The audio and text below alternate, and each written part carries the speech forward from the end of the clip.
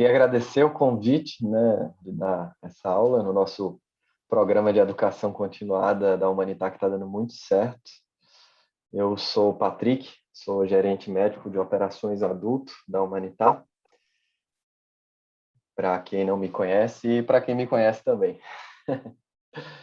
Vamos lá, hoje eu vou falar sobre Covid, né? É um tema relativamente polêmico, né? Apesar da gente ter reduzido bastante o nosso grau de incertezas no tratamento da Covid-19, mas ainda temos muitas coisas para discutir e padronizar.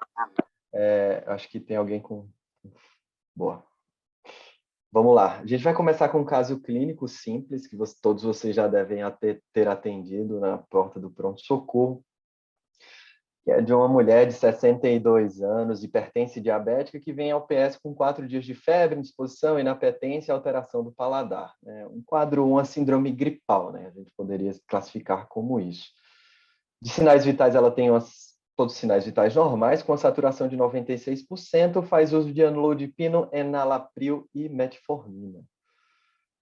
Para iniciar, antes de iniciar a nossa discussão, queria que vocês assinassem a lista de presença, é muito importante para nós,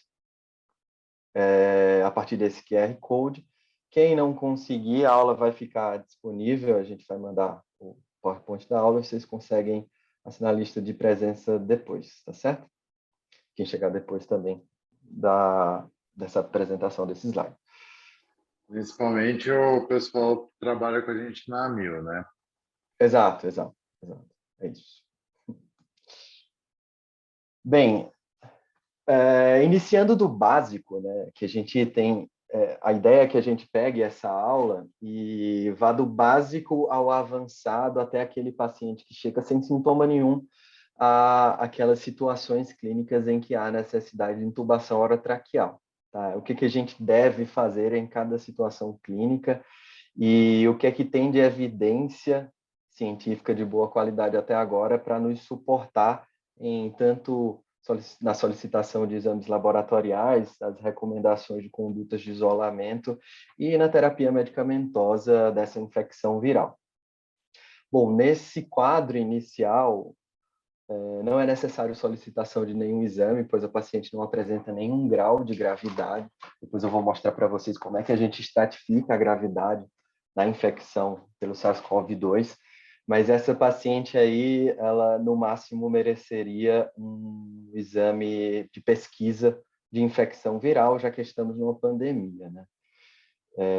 Pode ser o PCR ou pesquisa de antígeno com uma sensibilidade maior, mas uma especificidade menor.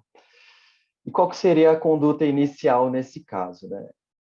A gente vai discutir passo a passo, eu vou preferir agora não dizer qual que seria a conduta e quais medicamentos prescrever, e no fim da nossa discussão perguntar para vocês o que é que vocês prescreveriam e qual seria a conduta nesse caso, além da recomendação do isolamento social, pelo menos nos primeiros 10 dias de sintomas.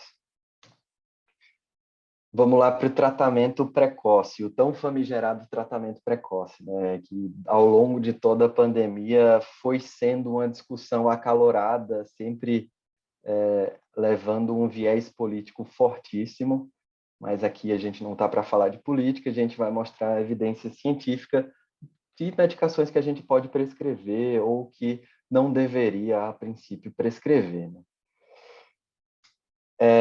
Primeiro, uma pincelada geral sobre medicina baseada em evidências, né? Essa é a pirâmide de Maslow, que a gente considera o grau de validade da evidência científica de acordo com essa pirâmide, né? Quanto mais baixo a pirâmide tiver, menos validade naquela evidência científica eu vou ter. Quanto mais alto na pirâmide tiver, mais validade daquela evidência científica eu vou ter. Isso se deve por conta das características metodológicas dos estudos, como eles estão desenhados, né?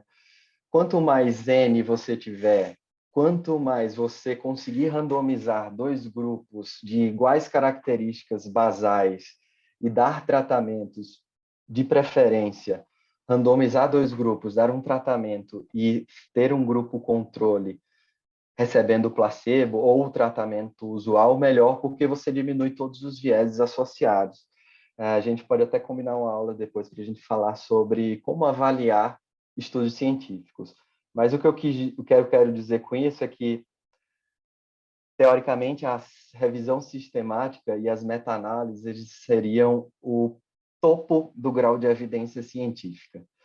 E hoje em dia a gente já tem um entendimento muito melhor do que são as meta-análises e as revisões sistemáticas.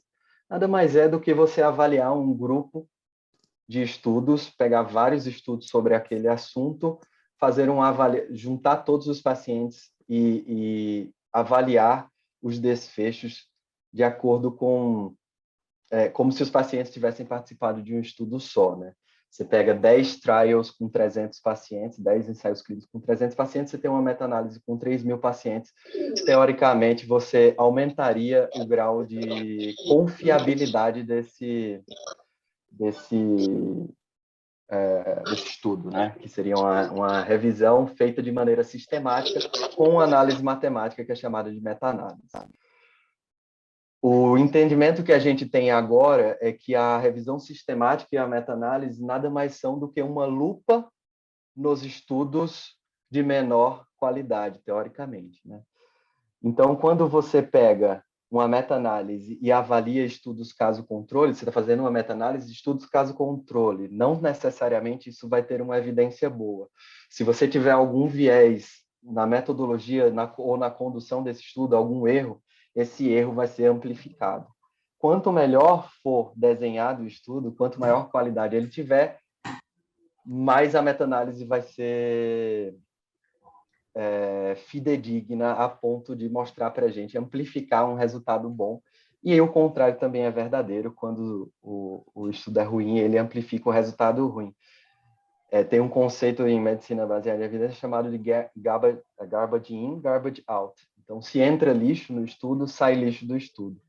Então, eu vou preferir mostrar para vocês aqui somente estudos de alta qualidade, ou estudos randomizados controlados, ensaios clínicos randomizados controlados, ou meta-análises desses ensaios clínicos, quando possível.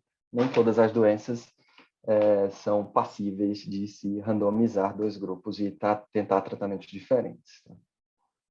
Beleza? Tudo bem até aqui? Alguma dúvida, pessoal? Acho que deu para entender, né? Vamos lá. Primeira droga que a gente vai discutir, a azitromicina. A azitromicina, ela é um macrolídeo, é um antibiótico. Ele atua na unidade ribossomal 50S da bactéria. Apesar dela ser ativa contra bactérias gram-positivas, como o pneumococo, por exemplo, ela também é ativa contra bactérias atípicas. Bactérias atípicas seriam as bactérias intracelulares que não são coradas pelo gram e nem respondem aos beta-lactâmicos, enquanto bactérias típicas são coradas pelo gram e respondem aos beta-lactâmicos. Nenhum estudo in vitro conseguiu demonstrar a supressão da atividade viral ou da replicação viral com a azitromicina. O racional fisiológico de tentar dar azitromicina para essa infecção viral seria um racional de imunomodulação pulmonar, como a gente usa, por exemplo, nos pacientes que têm DPOC grave e tem muitas exacerbações no DPOC Gold D, mais de 2 exacerbações por ano, a gente dá azitromicina para tentar diminuir o grau de exacerbação, achando que a azitromicina vai ter algum grau de imunomodulação pulmonar, e aí se tentou comprovar isso com a infecção viral pelo SARS-CoV-2. Então, se randomizaram 2.500 pacientes para um lado, 5.100 pacientes para o outro, em pacientes que tinham doença leve a moderada ou grave, pacientes admitidos no hospital, né? Não tinha muito essa diferença, só se você for analisar no subgrupo, e não teve diferença entre mortalidade e nenhum outro desfecho. Tem no apêndice, né, na suplementação, tem pacientes que tiveram mais infecção por Clostridium que usaram a azitromicina, porque ela nada mais é do que um antibiótico que não tem atividade viral, tá? Vamos para frente. Hidroxicloroquina. O que é a hidroxicloroquina? A hidroxicloroquina é uma aminoquinolina de ação antimalárica e ela inicialmente foi produzida para tratar a malária, né, o Plasmodium, falciparum, vivax. E durante a pandemia de 2002 do SARS-CoV-1, né, agora é SARS-CoV só, ele foi identificado que a hidroxicloroquina tinha atividade in vitro para o SARS-CoV-1. Aqui, ó. E aí foi tentado... Opa! E aí foi tentado provar que também a hidroxicloroquina tinha ação in vitro contra a SARS-CoV-2 e foi realmente encontrado que tinha atividade in vitro. Ou seja, em laboratório, quando você coloca as células infectadas pelo vírus, você colocar a hidroxicloroquina lá naquele, sei lá, no vidro, né? No vidro do laboratório, você tem inibição da atividade viral.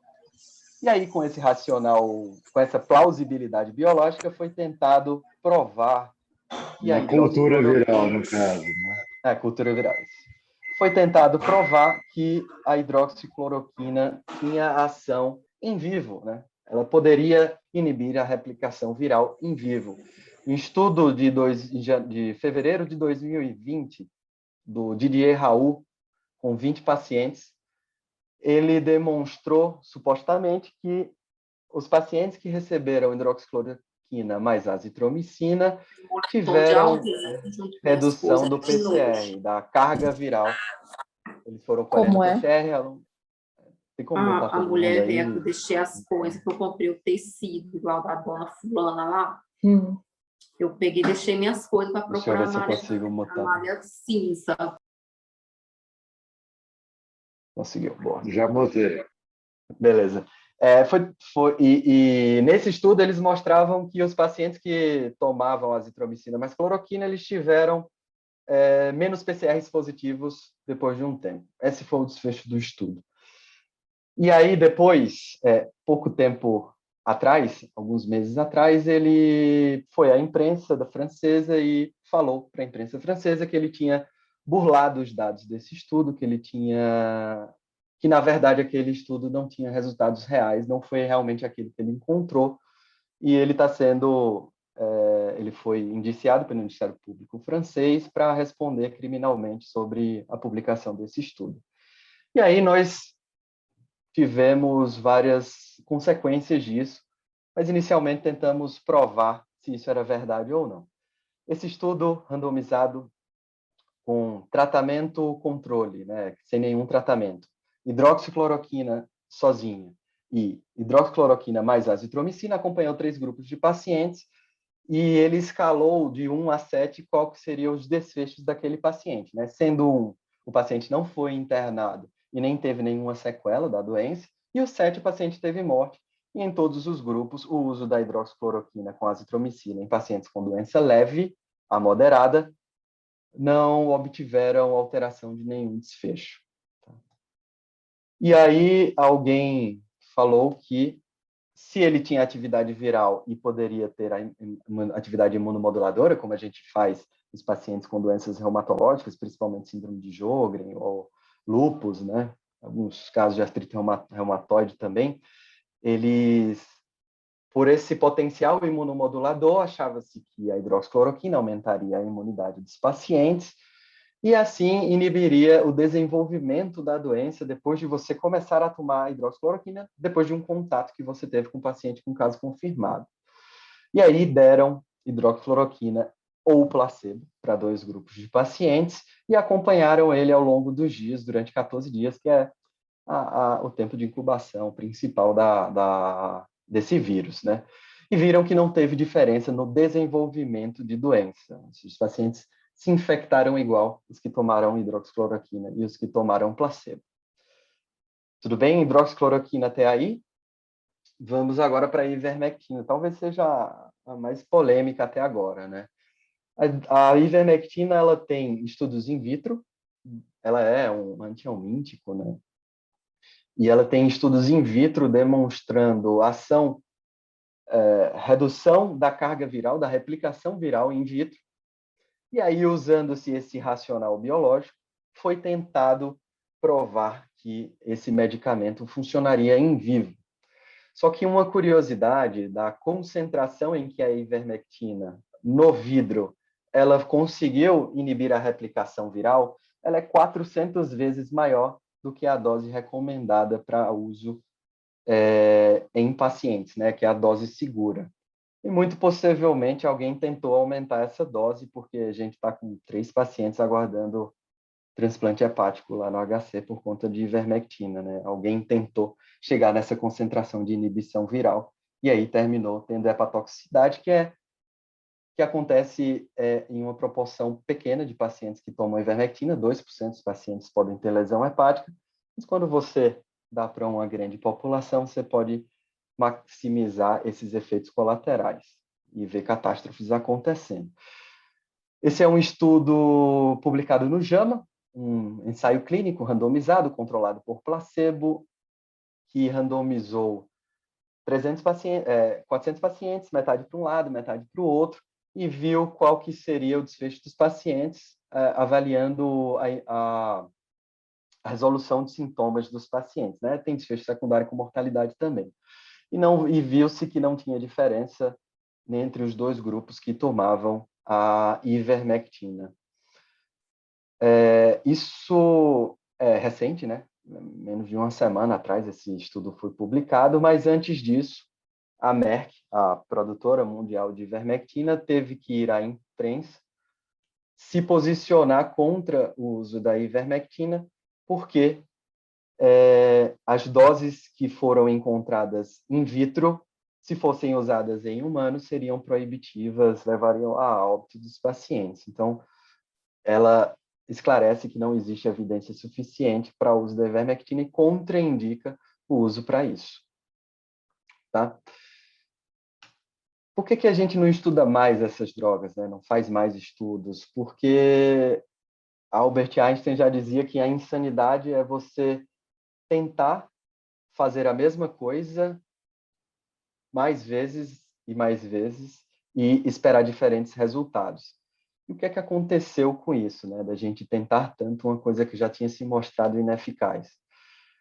Essa meta-análise de ensaios clínicos randomizados, ou seja, o topo da evidência científica, demonstrou, que é publicada na Nature, que é a maior revista científica do mundo, demonstrou que os pacientes que fizeram uso de hidroxicloroquina ou cloroquina tiveram um risco aumentado de óbito, né? 10 mil pacientes. Os pacientes que tomaram hidroxicloroquina tinham 10% a mais de mortalidade do que os pacientes que não tomaram. Os pacientes que tomaram cloroquina, que tem um perfil de toxicidade muito superior à hidroxicloroquina, tiveram 70% a mais de chance de óbito quando tomaram a hidroxicloroquina comparado com quem não tomou na infecção pelo SARS-CoV-2. Corticoides. Vamos lá para os corticoides. Quando é que a gente vai usar ou não vai usar o corticoide? Qual que é o racional do uso do corticoide, né? O corticoide, ele é um hormônio, né? Esse hormônio, ele atua a nível celular e, simplificadamente falando, ele inibe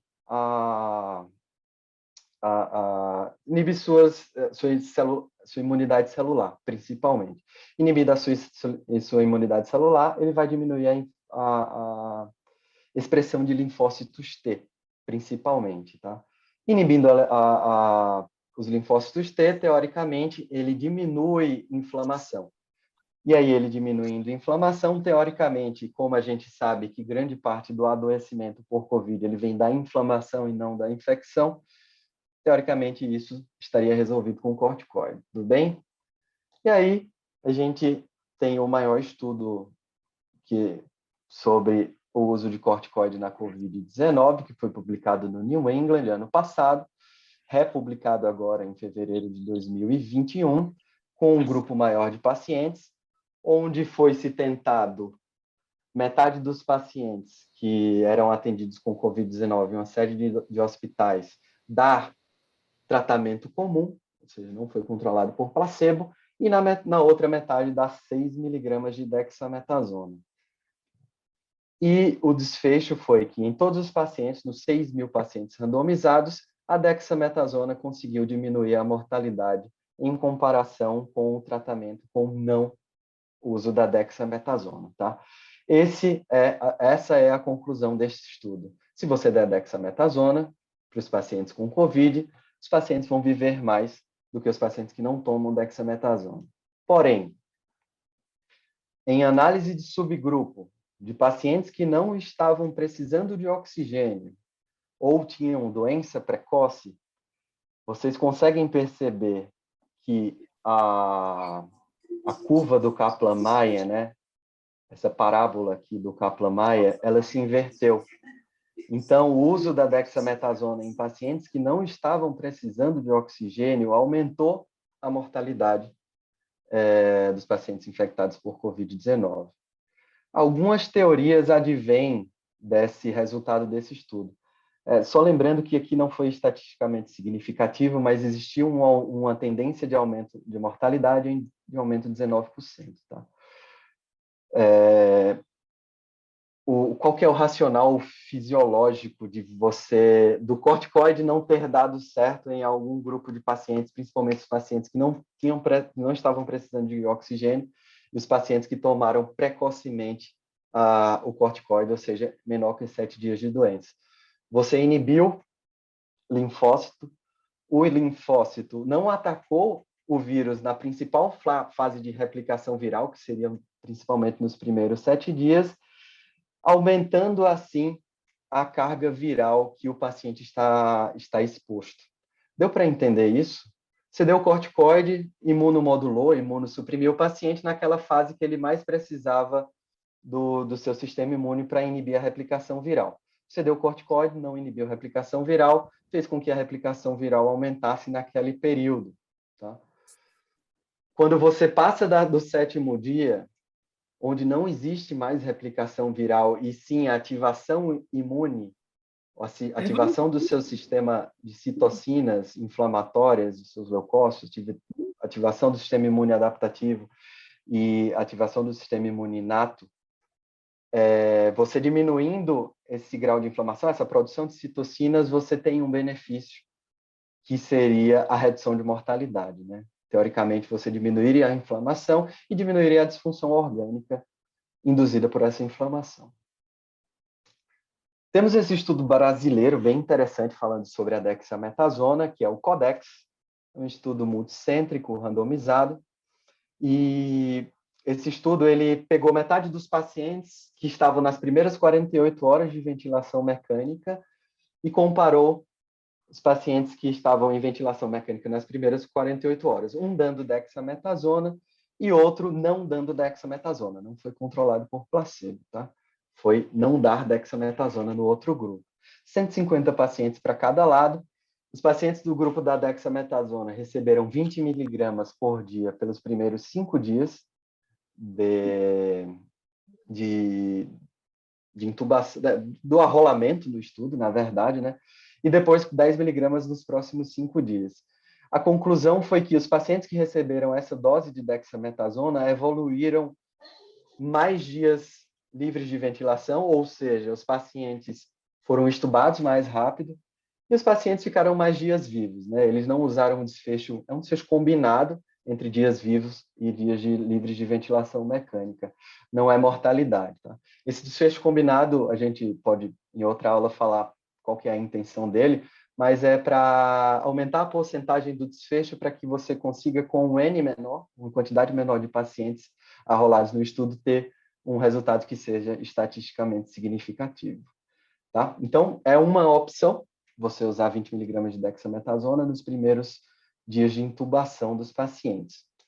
Principalmente, e aí a gente tira uma de análise pós-hoc de uso de corticosteroides na COVID-19, principalmente nos pacientes que estavam com um grau de inflamação muito alto. O que seria esse grau de inflamação? O principal marcador inflamatório que a gente tem, biomarcador inflamatório que a gente tem, é a proteína C reativa. No subgrupo de pacientes com proteína C reativa mais alta, tiveram mais benefício com o uso do corticoide. Lembrando que essa dose de 20 miligramas ela é imunossupressora, então é de bom tom se excluir infecções secundárias antes de dar esse tanto de corticoide para um paciente. Vamos lá. Agora, antibióticos na pneumonia pelo SARS-CoV-2. Só um minuto. Vocês estão entendendo até aqui? Tem alguma dúvida? Foi um grau de informações muito rápido, muito ampla, muito rápido. Talvez alguém não tenha entendido, quer que eu repita alguma coisa. Tá tranquilo, pode seguir em frente. Pessoal, fica à vontade para perguntar, tá? Acho que perguntaram aqui no chat. Está tranquilo. Ótimo. Bom, antibióticos na pneumonia. Pegando o conceito de pneumonia adquirida na comunidade, né? Fazia sentido a gente dar antibiótico até a gente saber qual que era o real grau de co-infecção, ou seja, de vírus junto de bactéria, no início da doença. Né? A gente não sabia até pouco tempo atrás se o COVID vinha junto com bactéria, ou se ele aumentava a quantidade de bactéria dentro do pulmão, a chance de você se infectar por bactéria, ou seja, a chance de você ter uma infecção secundária, né? E aqui lembrando os conceitos de co-infecção, é quando você já tem os dois micro-organismos juntos, e infecção secundária é quando você tem um organismo e depois você infecta por outro micro-organismo, que aí seria ou infecção secundária ou superinfecção. E aí seria uma superinfecção bacteriana ou infecção secundária bacteriana. Só que aí foram fazendo vários estudos, foram vendo retrospectivamente, até prospectivamente, se aqueles pacientes que estavam internados, você conseguiria isolar bactérias nos primeiros dias de internação. E aí tem esse estudo bem interessante, que é da Clinical Infectious Disease, comandado pela Sociedade Americana de Infectologia, e aí ele avalia o grau de infecção, co-infecção, né, de bactérias e vírus junto com o SARS-CoV-2 nos primeiros dias de doença. E viu-se que as taxas de co-infecção, ou seja, de pacientes que têm dois micro-organismos, ou seja, vírus mais bactéria, no início do tratamento, ela é considerada baixa, apesar de 70% a 100%, aproximadamente 70% dos pacientes estarem em uso de antibióticos, mesmo tendo uma infecção só pelo vírus. Isso é justificado pelo medo, pela gravidade da doença. Eu acho que quando a gente não sabia o grau de co-infecção bacteriana nesses pacientes, pelo menos nos primeiros dias de doença, se justificava fazer uso de antibacterianos, né, de antibióticos. Agora que a gente sabe que essa taxa de co-infecção não é importante e que a tomografia tem uma sensibilidade, uma especificidade alta para demonstrar para a gente se aquilo é um infiltrado típico de COVID ou não típico de COVID, se tem consolidações onde não deveriam estar, porque na história natural do COVID, né, você tem infiltrados em vidro fosco na periferia e basais. Esses infiltrados em vidro fosco, em algum momento, pela perda da tensão do alvéolo, ela vai se colapsar e vai virar uma condensação. Essas condensações, que podem ser traduzidas como consolidações na tomografia de tórax, elas são geralmente gravidade dependente, né? Posteriores, inferiores e periféricas. Se você tem um paciente que você faz uma tomografia e ele tem esse infiltrado em vidro fosco típico, mas ele tem uma consolidação em lobo médio, então ele tem uma consolidação em lobo médio que não faz parte da história natural da COVID-19, muito possivelmente tem uma co-infecção ou superinfecção bacteriana ali. Então, a tomografia nos consegue dar essa tranquilidade com relação a infecções secundárias. Na conclusão do estudo, ele fala que estratégias para diminuir o uso do antibiótico inicialmente são urgentemente necessárias devido à pressão positiva e todos os outros efeitos colaterais associados ao uso indiscriminado de antibióticos. Esse outro estudo, ele foi publicado na Infection, que é uma grande revista de infectologia também, no mês passado. Nesse caso, ele quis ver o grau de infecção secundária, né? Que é a infecção que vem depois de você estar internado por um tempo, depois de você ter muitos dias de doença. E eles viram que apesar de ser baixa a taxa de infecção secundária, 16%, já é uma taxa maior do que a co-infecção, né? E apesar de ser baixa, né, essas infecções secundárias, 60% a 100% dos pacientes estavam em uso de antibiótico, né? É um desconsenso, né? Isso não faz sentido, é uma contradição. As bactérias encontradas nas infecções secundárias, ou seja, infecções tardias do paciente que está internado por pneumonia, foram principalmente germes hospitalares, tá? E o principal foi a Pseudomonas, seguida por Klebsiella e Staphylococcus aureus, seguida por Escherichia e Strenotrophomonas. Esses são os 5 principais germes que a gente tem que procurar cobrir quando o paciente desenvolve infecção secundária durante a internação. E a mediana de dias para você desenvolver uma infecção secundária na COVID-19, pelo menos bacteriana, foi de 10 dias. Tá? Variando de 2 a 21 dias, mas a mediana, onde se concentra o maior número de dias, foi de 10 dias. Tá bom? Então, 10 dias após a internação hospitalar e não 10 dias após os sintomas. Isso é muito importante. Tá? Então, 10 dias após a internação hospitalar, muito possivelmente o paciente tem 17, 18, 20 dias de internação. Sim, você falou muito aí, falou que uma co-infecção é baixa, superinfecção é maior, mas também é baixa. E o que é que eu vou fazer na vida real quando eu me deparar com esses pacientes, né? Eu tentei colocar aqui, eu vou colocar aqui mais ou menos como eu recomendaria. Isso aqui é uma opinião de especialista, tá?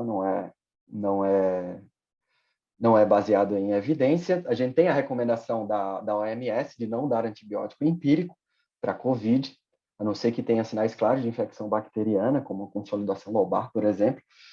Mas fui juntando evidências e evidências e tentei deixar para vocês da forma mais entendível possível. Então, se o paciente chega com sintomas gripais, mas um quadro leve, saturação boa, sem sintomas respiratórios, não fazer antibiótico. Não fazer azitromicina, por exemplo.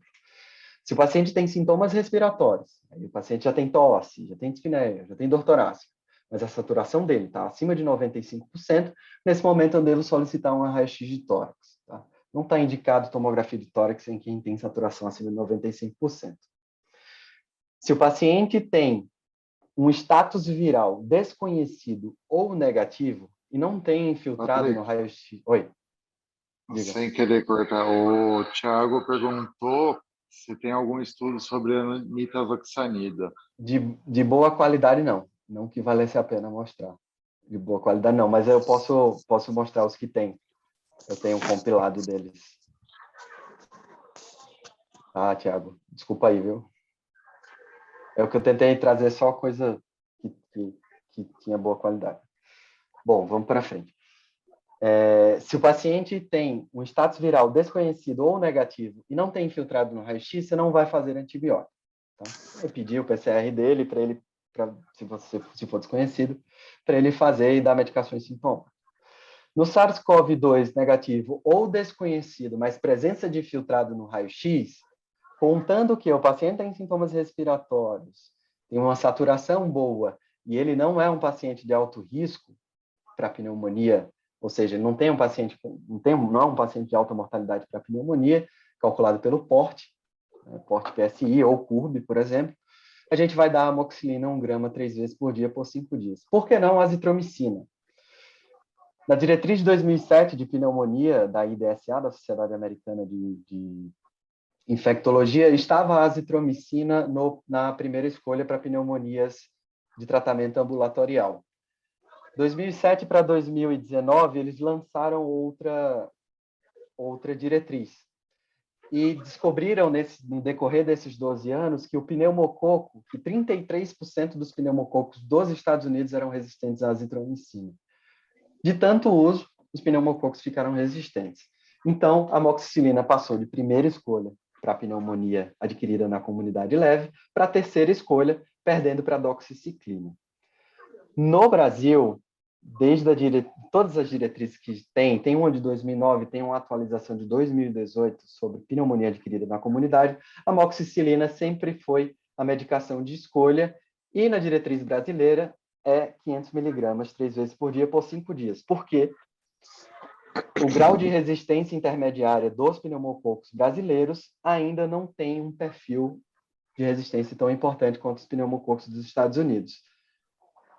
Isso pode ser um viés. Lembrando sempre que macrolídeos são antibióticos bacteriostáticos, ao contrário de beta-lactâmicos, que são antibióticos bacteriolíticos em doses habituais.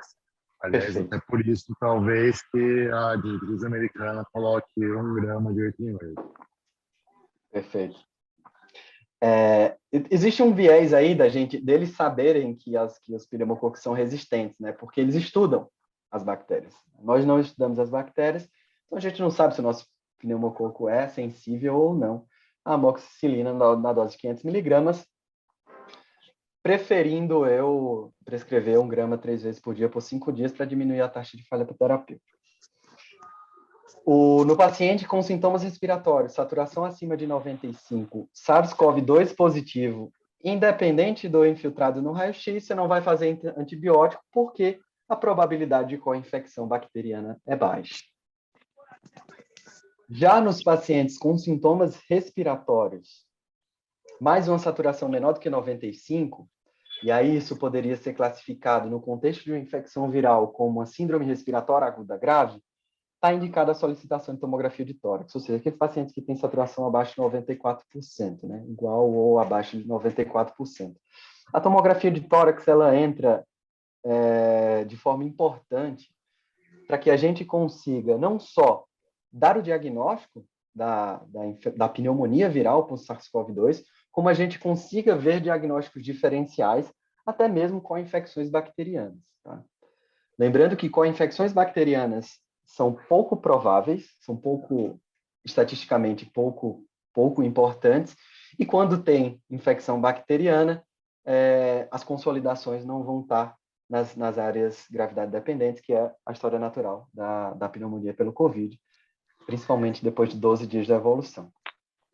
Se você tem uma tomografia com infiltrado lobar ou tomografia não sugestiva de COVID-19, você vai aplicar no paciente o PORT, né, que seria a estratificação de gravidade do paciente para saber qual antibiótico dá para ele.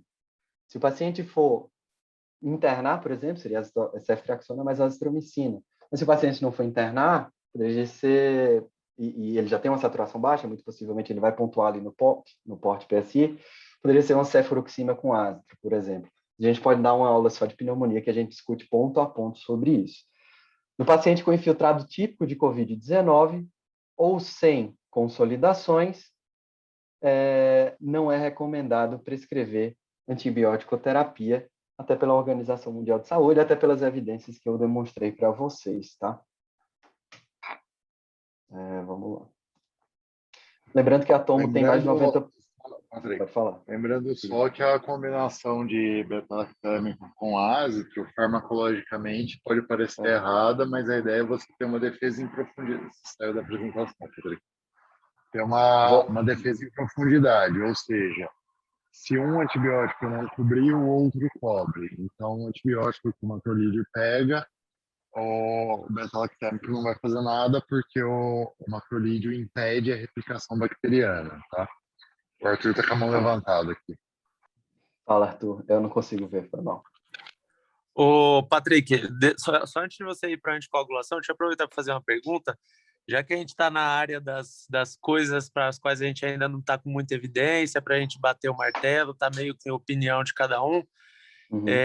Queria saber a sua opinião, conversei um pouquinho com o Zincone sobre isso, queria saber a sua opinião sobre diferentes tipos de corticoide. Assim. Tem uns estudos rolando olhando o hidro, tem a dúvida de fludrocortisona, teve o REMAP-CAP, que eles olharam a hidrocortisona, mas foi interrompido precoce.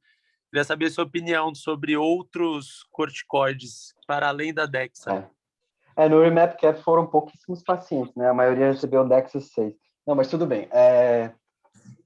Vamos lá. Se eu fosse pneumologista, eu diria que a metilprednisolona é melhor. Mas eu não sei. O que é o racional? O racional fisiológico de farmacodinâmica da droga é que a metilprednisolona, teoricamente, ela se concentra melhor no pulmão do que a dexametasona.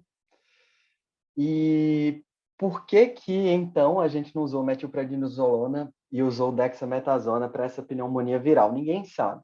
Tá?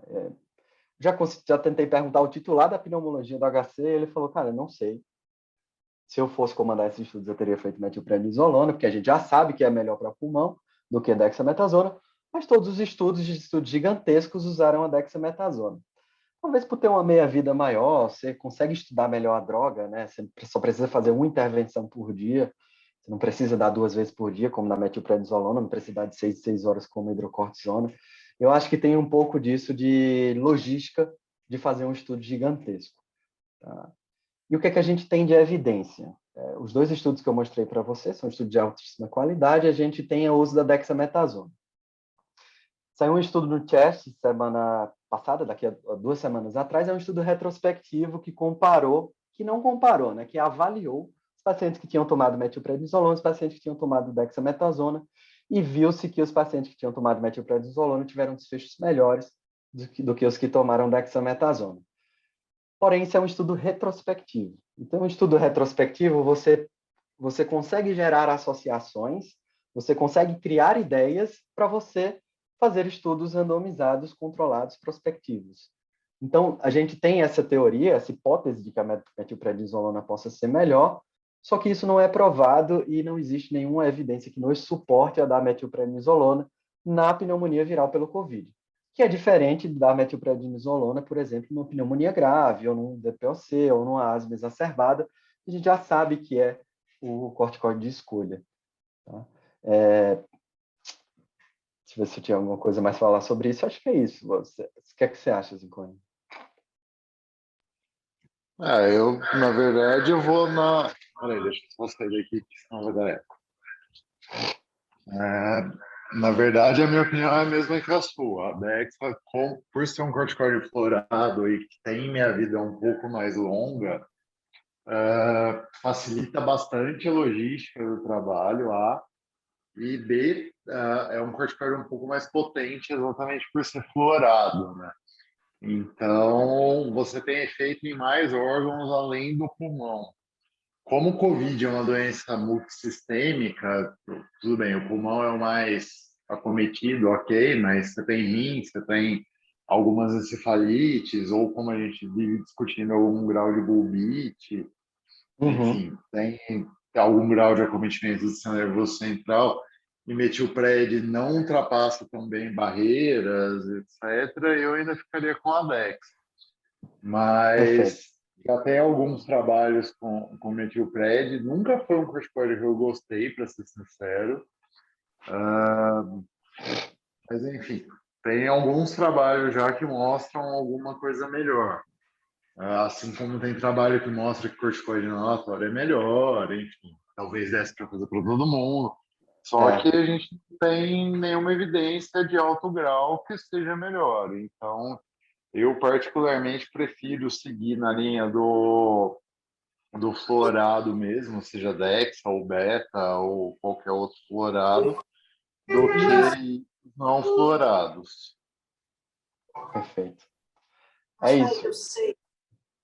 Complementou a resposta de maneira brilhante. Bom, aqui eu falei para os pacientes que chegam no pronto-socorro, né? Aqui para os pacientes internados.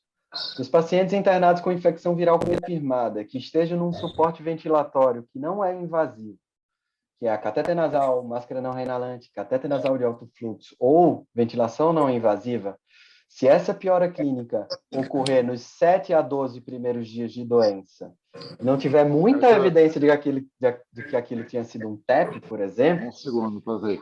Baixa a mão aí, Arthur, que se você levantar de novo, depois eu não vejo.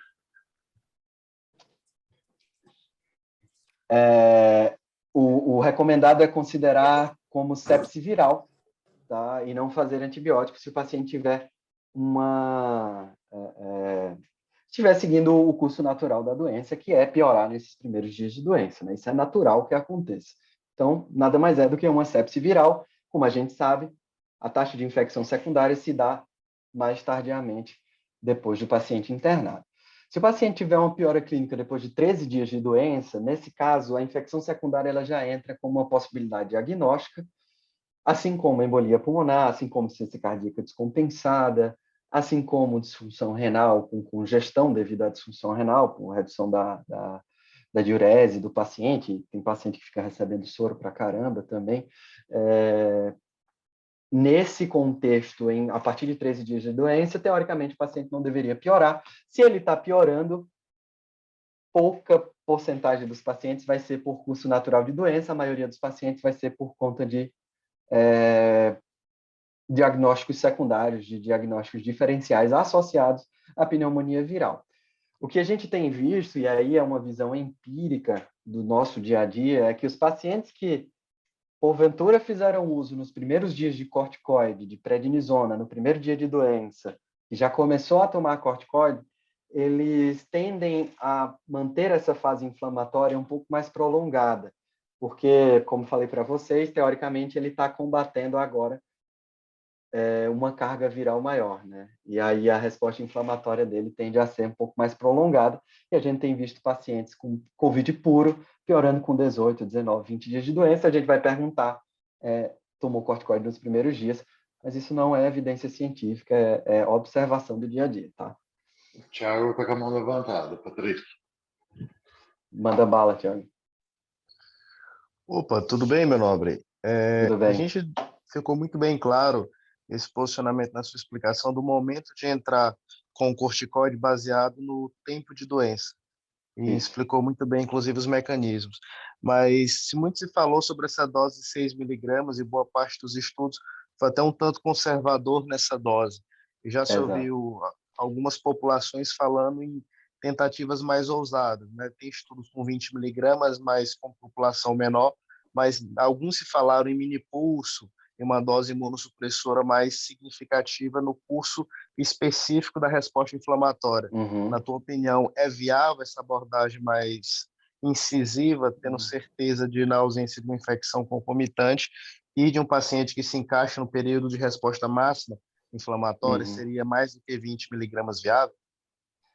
O estudo que eu vi com a maior dose de corticoide, realmente, assim, controlado, né? Estudo controlado, randomizado, tudo que eles acompanharam, os pacientes fizeram intervenção, né? Estudo de intervenção, a maior dose foi 20 miligramas de dexametasona mesmo, que é uma dose quase 2 miligramas por quilo de prednisona, se o paciente é rígido, não é obeso. Com relação a essas doses altas, eu não vi nenhum estudo que fosse randomizado, né? Quando eu pesquisei por estudos randomizados. Já ouvi falar em doses mais altas de corticoide, mas a gente tem que pensar também nessas doses mais altas de corticoide, em que você realmente induz a imunossupressão dos pacientes, em que ele está internado. E ele está internado, ele está com acesso, ele está com sonda, ele está entubado, ele está com sonda vesical, sonda nasointeral. Existem bactérias circulando por perdigotos naquele ambiente ali, e eu acho que você imunossuprimir a esse ponto os pacientes internados e em terapias ventilatórias, principalmente invasivas, ou até mesmo não invasivas, mas com dispositivos de acesso intravascular também, eu acho que você aumentaria muito o grau de infecção, da possível infecção e dos possíveis efeitos colaterais que aquelas drogas pudessem trazer, né? Eu acho que o risco supera o possível benefício nesse caso. Para imunossuprimir mais, né, para diminuir a resposta inflamatória específica desses casos, dessas pneumonias virais que complicam, eles tentaram um anticorpo monoclonal como o inibidor de interleucina 6, né, o tocilizumab, que eu vou mostrar para vocês aqui, o estudo do tocilizumab, e aí ele diminui a resposta inflamatória especificamente em interleucina 6, lembrando que a tempestade de citocina pela COVID se dá principalmente por interferon gama, interleucina 6 e interleucina 1, ele combate uma das interleucinas, eles conseguiram ver um benefício dos pacientes que usaram a interleucina. Acho que eles não foram muito nesse caminho de aumentar a dose do corticoide, que eu acredito que teria sido proibitivo, pelo menos falando em plausibilidade biológica. O que você acha, Lincoln? Eu particularmente não passo de 10 de Dexa, tá? Eu só uso doses maiores para paciente muito obeso. E mesmo assim, baseado no meu pitaco, não baseado em trabalho, não necessariamente entubado, mas com suporte ventilatório mais pesado, ou seja, uma matrona renalante acima de 10 a 13, ou um cadeirante nasal de alto fluxo, se o paciente for obeso. Em pacientes não obesos, não vejo benefício.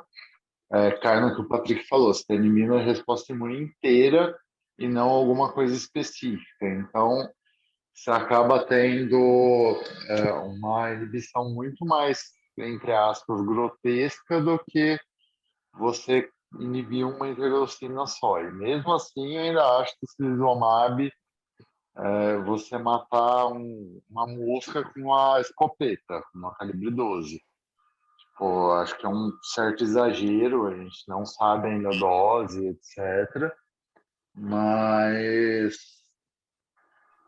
de qualquer forma, assim, existe algum grau de necessidade de imunossupressão, entre aspas, ou como o Patrick bem colocou, imunomodulação, mas 20 miligramas de Dex eu acho um certo exagero. Assim, Dex é um corticoide bem potente, tem uma meia-vida de ligação em receptor bem grande, traduz para receptores nucleares muito mais do que fosfolipase A2, ao contrário de hidrocortisona ou mesmo metilpred. Então, assim, eu não uso acima de 10, tá? Isso, de novo, opinião pessoal. E só reforçando o que o Patrick colocou, para pacientes menos graves, eu já tentei usar corticoide para alguns, tá? É completamente anedótica a evidência, mas todos os que eu usei mais precoce do que necessidade de uso de oxigênio, a doença durou muito mais tempo. Então, para doente mais precoce, eu também não uso de forma alguma atualmente. Lembrando que esses hospitais que usaram dexametasona 20 miligramas são hospitais grandes, São Paulo, tá?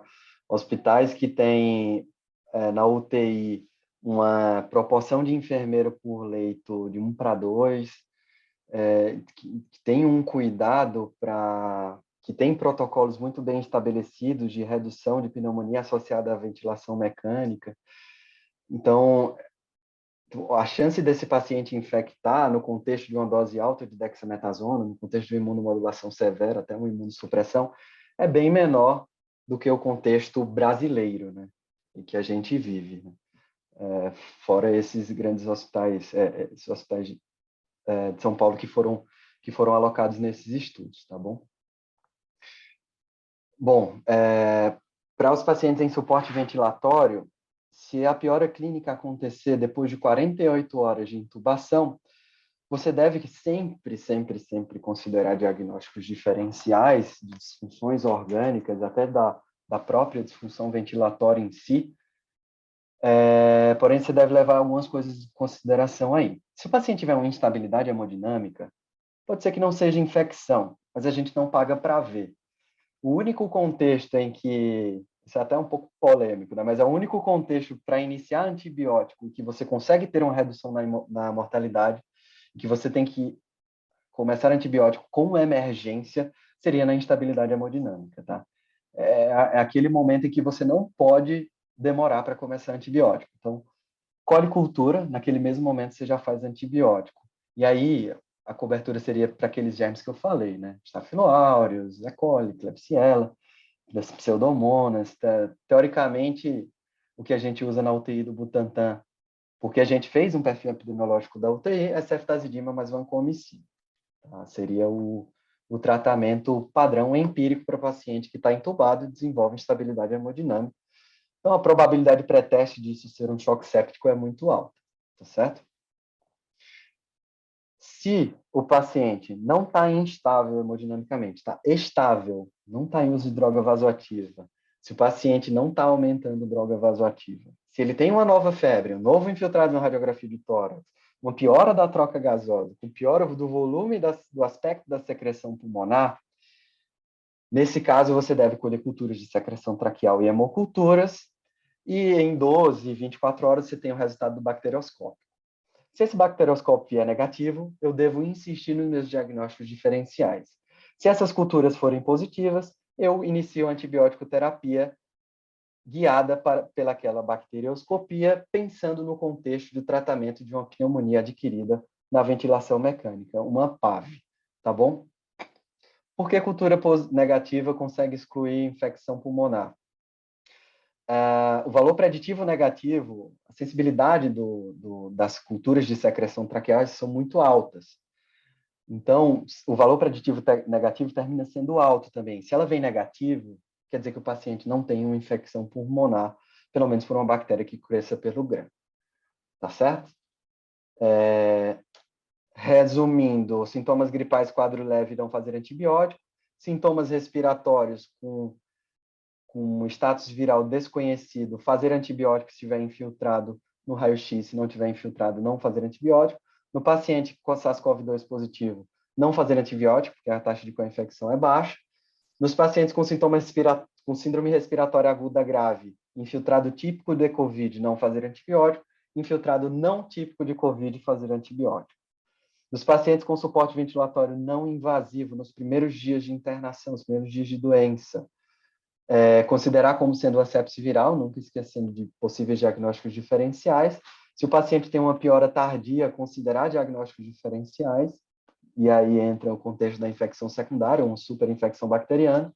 Se o paciente tiver a mais de 48 horas entubado e estiver instável hemodinamicamente, estiver hipotenso, você faz antibiótico de amplo espectro, terapia dupla, e se o paciente não estiver instável hemodinamicamente, você colhe todas as culturas possíveis e começa assim que o bacterioscópio vier com bacterioscopia positiva. Beleza?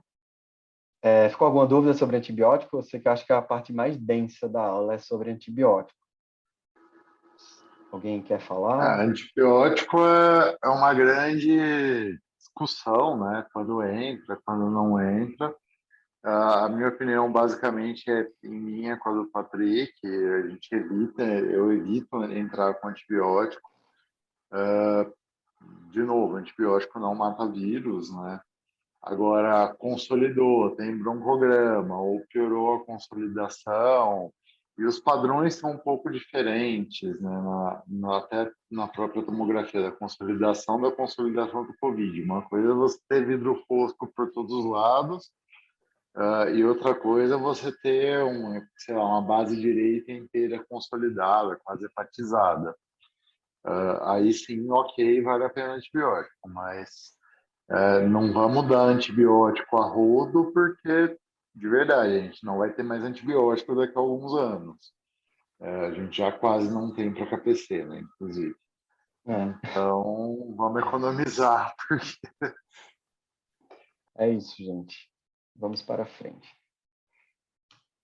Anticoagulação. Vamos lá. Alguns conceitos que a gente descobriu ao longo da doença, né?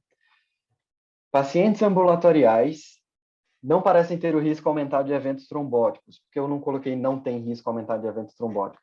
Esse é um estudo de pesquisa telefônica de 6.000 pacientes que receberam alta e foram acompanhados durante um tempo na cidade dos Estados Unidos e viram que a taxa de trombose nesses pacientes que tiveram COVID não era maior do que a taxa de trombose nos pacientes que não tiveram COVID. Então, um paciente que não fica ruim, não parece que ele tem um risco aumentado. Assim como pacientes internados que não são críticos, aquele paciente que fica no catéter o tempo todo, ele também não tem um risco aumentado com relação aos pacientes internados, tá? E aí seria internado versus internado, a gente faz profilaxia de TEV para todo mundo. Não parece que eles têm mais trombose do que os outros. Já nos pacientes críticos, pacientes de UTI, os pacientes que pioram, que ficam na máscara muito, no VNI, no catéter de alto fluxo, intubados, o risco de trombose chega a ser 2 vezes maior. E, partindo desse pressuposto, o que é que tentaram fazer, né?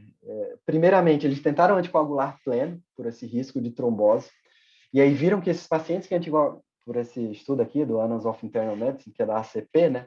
Do American College of Physicians, publicado esse ano, acho que foi em fevereiro, se viu que esses pacientes, eles que foram anticoagulados plenos, eles tiveram a mesma mortalidade, e os pacientes que foram anticoagulados plenos receberam mais terapia transfusional e sangraram mais com sangramentos graves. Tá? Então, uma coisa que a gente tem certeza é que não é para anticoagular COVID pelo COVID, e nem pelo dedinho. E aí, um estudo muito mais sofisticado, de maior qualidade, viu-se dose intermediária de anticoagulação para COVID, que é chamado de Inspiration Trial. Foi publicado no JAMA mês passado. Esse estudo, ele pegou 40 teoricamente, no grupo de pacientes não obesos, 40 miligramas de enoxaparina versus meio miligrama por quilo, 2 vezes por dia de enoxaparina. Seria, sei lá, 40 miligramas de enoxaparina versus 40 miligramas 2 vezes por dia de enoxaparina no paciente não obeso. E não teve alteração em desfecho nenhum. Os pacientes evoluíram igual para ventilação mecânica, evoluíram igual para terapia dialítica e evoluíram igual para óbito. Então, a dose intermediária não se mostrou eficaz. E qual que é a dose padrão recomendada, então, né, pela Sociedade Americana de Hematologia? É a dose padrão. Para paciente com clearance bom de creatinina, que não tenha mais de 120 quilos, enoxaparina 40 miligramas diariamente. Se não tiver enoxaparina disponível, 5.000 unidades de heparina não fracionada a cada 8 horas. Se o paciente for um super obeso, mais de 120 quilos, ou o IMC acima de 35, enoxaparina 40 miligramas 2 vezes, e aí a gente vai pelo peso e não por uma anticoagulação em dose intermediária, sendo o máximo 100 miligramas por dia. E a heparina a gente sobe para 7.500 a cada 8 horas. Se o paciente é muito emagrecido, a gente reduz a dose tanto da enoxaparina quanto da heparina não fracionada. Isso é um editorial publicado no JAMA também em março desse ano. Só lembrando que heparina não fracionada está em falta no mercado nacional, então a preferência é por enoxa. Ou qualquer outra de baixo peso, na verdade. Nos pacientes com clearance abaixo de 30, a gente pode fazer 75% da dose que a gente faria. Podia ser um enoxaparina 30 miligramas por dia, mas, por exemplo, nos pacientes que têm clearance abaixo de 30. Tá? Se você tiver o anti-10A, você acompanha o anti-10A, ele tiver entre 0,3 e 0,6, o paciente está profilaticamente anticoagulado. Anti-10A é a dosagem da atividade da enoxaparina no sangue. Resumindo, né? Simplificando. As heparinas de baixo peso, na verdade. As heparinas de baixo peso, que têm prioritariamente atividade no fator 10. Vamos lá. Esse é um estudo bem interessante chamado REMAP-CAP, que eles olharam inibir a interleucina 6 e no contexto do paciente grave, intubado ou pré-tubo, e eles viram que os pacientes evoluíram melhor mais dias livres de ventilação mecânica quando eles receberam tocilizumab associado a 6 mg de dexametasona. Os estudos anteriores com tocilizumab não tinham utilizado a dose de dexametasona. Então, quando você usa uma dose baixa de dexametasona mais o tocilizumab, você consegue tanto tirar o paciente do ventilador mecânico, assim, proporcionalmente um pouco mais, né? Tanto tirar o paciente e evitar que aquele paciente que esteja em alto fluxo de oxigênio vá para o tubo. Tá? Eles usaram 350 pacientes receberam o antagonista de interleucina 6, 50 pacientes de antagonista de interleucina 1, anakinra, mas o resultado geral do estudo fala mais sobre o tocilizumab, tá bom? Resumindo, o British Medical Journal junto com a OMS, liberou essa diretriz, que é chamada Living Who Guidelines on Drugs for COVID-19, e eles recomendam contra o uso da ivermectina, a não ser em ensaios clínicos. A hidroxicloroquina já não se deve ser usada em ensaios clínicos. Lopinavir com ritonavir, que inicialmente tinha sido pensado como um antiviral possível, já não deve ser mais nem estudado. O Redensivir, eles recomendam contra, mas é uma recomendação fraca. O Redensivir é uma medicação antiviral que, teoricamente, diminui o tempo de internação, tempo de sintomas em pacientes que precisam de oxigênio, que já têm pneumonia na tomografia. Mas é uma medicação que uma dose custa R$20.000 e não está muito bem estabelecido pode ser que seja muito mais um lobby da farmacêutica que produz. Ele foi Não desenvolvido sei. para Ebola, que é outro vírus completamente, Exato. né? Assim, fisiologicamente até faz sentido, era uma das, entre aspas, minhas apostas no começo da pandemia, mas as evidências são bem contra, as prós são bem fracas e as contras são maiores, e a gente não tem condição de usar aqui no Brasil, né? Então, Exato. não tem muito Exato. sentido. Ele foi criado para ebola, realmente.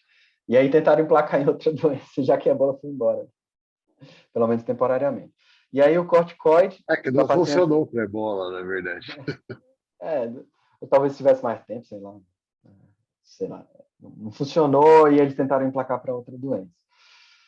Corticoide, para pacientes com doença não grave, eles recomendam contra, e para doença grave, que seria a necessidade de oxigênio, eles recomendam a favor fortemente. Medicações sintomáticas que eu posso prescrever para o paciente com COVID. Febre, mialgia, cefaleia, eu tenho dipirona, paracetamol. Se aventou a hipótese de que anti-inflamatórios não esteroidais, principalmente o ibuprofeno, por atuar na enzima conversora da angiotensina 2, na expressão da enzima conversora da angiotensina 2, que é um dos sítios de ligação do SARS-CoV-2, ela poderia piorar a progressão da doença. Mas isso não foi provado, tá? Então, é extremamente seguro você usar anti-inflamatório no paciente com COVID, tirando todas as ressalvas que a gente já faz, de paciente idoso, com disfunção renal, né?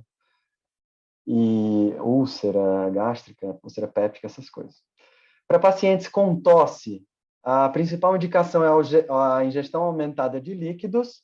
Para pacientes com tosse seca, que não deixam o paciente dormir, por exemplo, é indicado você prescrever codeína. No Brasil, a forma de apresentação da codeína é o Tilex, que é a paracetamol com codeína.